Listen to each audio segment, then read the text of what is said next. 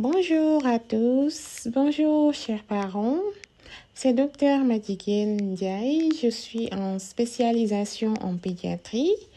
Alors aujourd'hui, je voulais vous parler d'un sujet très intéressant qui est la malnutrition chez les enfants. Car elle est fréquente et le plus souvent causée par un déséquilibre au niveau de l'alimentation.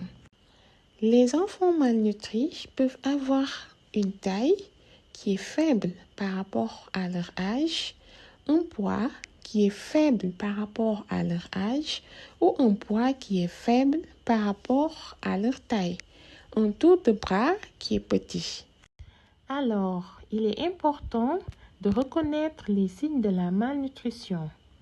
Les enfants qui sont malnutris présentent le plus souvent un trouble de leur comportement.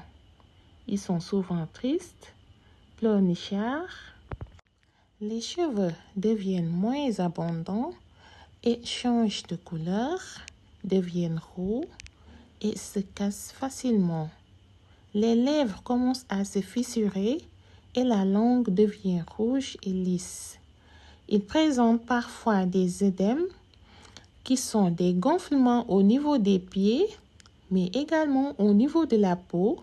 Ils peuvent avoir une peau sèche avec des cicatrices, voire des plaies.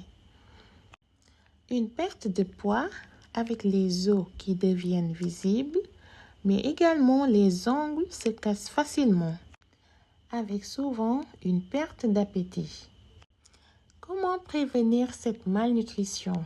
Car comme on le dit très souvent, il vaut mieux prévenir que de guérir. Alors, cette prévention commence depuis la grossesse, car lorsque la femme tombe enceinte, elle doit avoir une alimentation qui est saine, riche en vitamines, sels, minéraux, en protéines, lipides et glucides, car si elle est mal nourrie, son futur bébé peut être malnutri.